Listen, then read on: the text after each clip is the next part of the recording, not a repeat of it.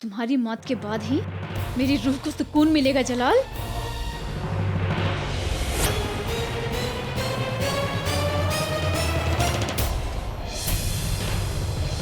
शहनाज, क्या हुआ? क्या तुम्हें हमारा खंजर खूबसूरत लगा? चाहिए तुम्हें? मगर माफ कीजिएगा, हम ये तुम्हें नहीं दे सकते। ये हमारे वालिद साहब का है। उनकी बात ये हमारा हुआ और अब जिंदगी भर हमारे साथ रहेगा। तुम यहाँ वहां मत घूमो, तुम जोधा बेगम के पास जाओ। जाओ जाओ वहां पर।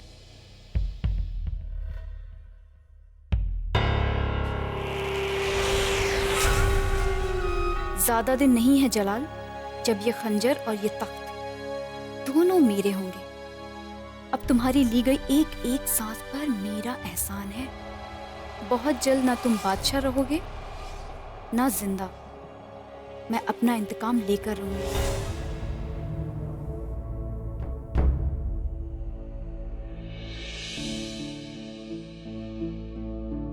नहीं, खाली वाले को मत झुलाओ।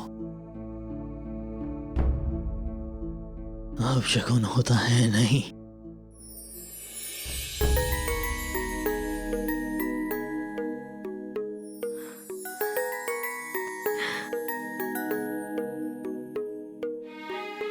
ये पालना खाली नहीं है शहंशाह, इसमें हमारा बच्चा है।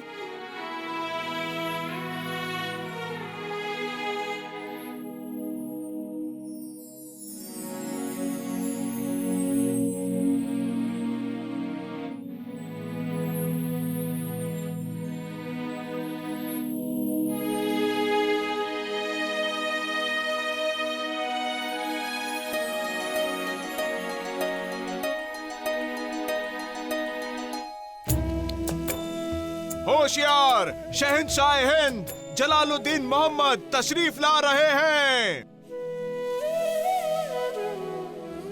शहंशाह, आप इतनी भोर में यहाँ? बात ही कुछ ऐसी है जोधा बेगम कि हम दिन चढ़ने का इंतजार नहीं कर सके। अच्छा, पहले आरती लीजिए।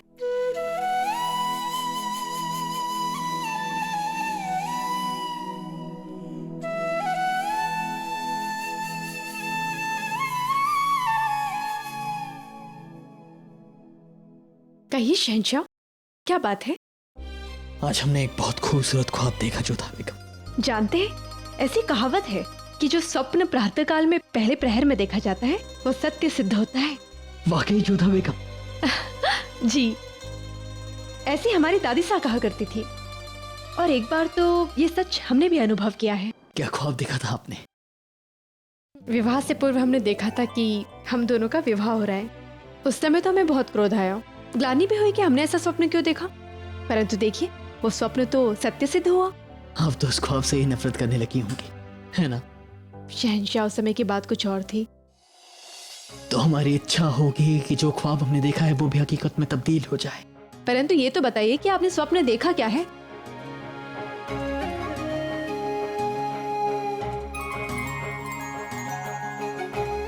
हमने ख्वाब में देखा कि दो हाथ इस पालने को जला रहे हैं। शुरू में तो हम बहुत डर गए, लेकिन जैसे ही हमने इन दोनों हाथों को आगे बढ़ते हुए देखा तो देखा ये पालना खाली नहीं था और वो हाथ एक बेगम के थे जिन्होंने उस पालने में लेटे बच्चे को गोद में उठा दिया और उसे लोरी सुनाने लग गई।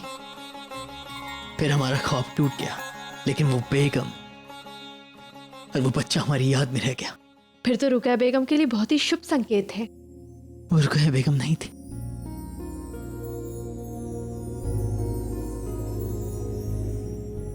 वो आप थी जोधा बेगम।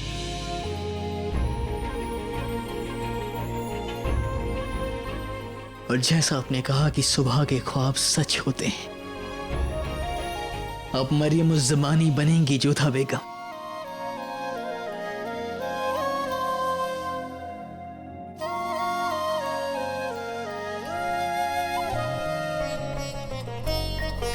आपके स्वप्न ने आपको उत्साहित कर दिया था शहंशाह, और अब आप उसे पूरा होते देखना चाहते थे।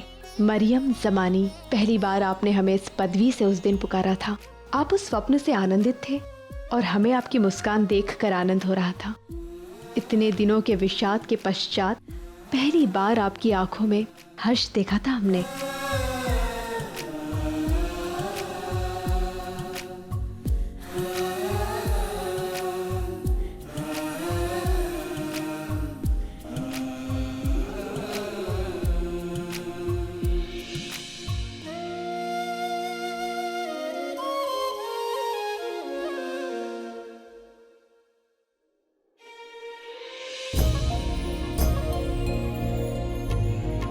जल्दी तैयार हो जाइएगा, आज दीवाने खास में एक बहुत खास ऐलान करना है।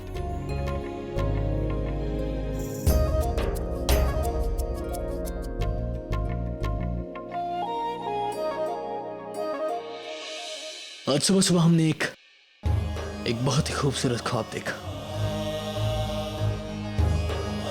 और हमें कहा गया है कि अक्सर सुबह के ख्वाब पूरे होते हैं।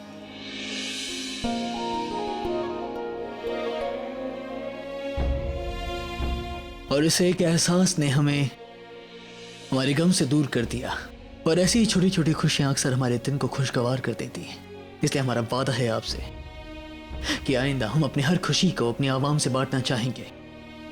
हम आप सबको बता देना चाहते हैं कि कल हमारी जिंदगी का सबसे खास दिन है। कल वो दिन है जिस दिन हमने पानीपत की लड़ाई में हेमू को हराकर आगरा और दिल्ली की गद्दी हासिल की थी। हुजूर, वो खास दिन कैसे भूल सकते हैं हम? वो दिन जिस दिन मुगल सल्तनत की रोशनी पूरे हिंदुस्तान में फैली थी। बेशक अदका साहब, और इस मुकद्दस दिन हम कुछ खास करना चाहते हैं।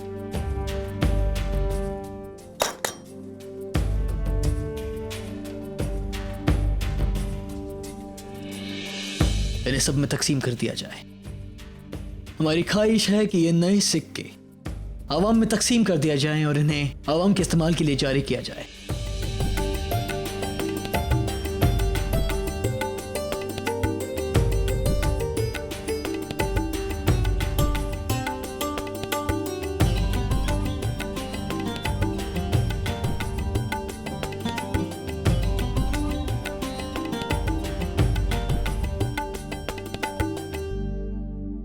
गुस्ताखी मुआफ आलम बना, मगर इस सिक्के पे हिंदुओं के मजहब का निशान है।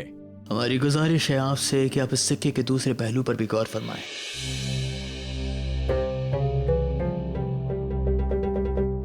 हम सबको बता देना चाहते हैं कि अल्लाह और भगवान एक ही सिक्के के दो पहलू हैं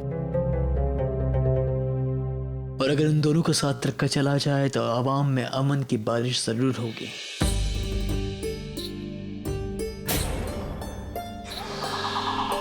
ये सिक्के मुगल सल्तनत के लिए एक खासियत बनेंगे जहां हर मजहब, हर जात, हर ख्याल की इज्जत की जाती है। समझ नहीं आ रहा है, कोई मुखालफत क्यों नहीं करता है? क्या फायदा? शहंशाह तो हमारी सुनते नहीं। मुखालफत करने का मतलब है अपने ही बेइज्जती करना। अदका साहब, इन सिक्कों को आवाम में तकसीम करा दिया जाए और इन्हें आवाम के इस्तेमाल के लिए जारी करा दिया जाए। हुक्म की तामील होगी हुजूर।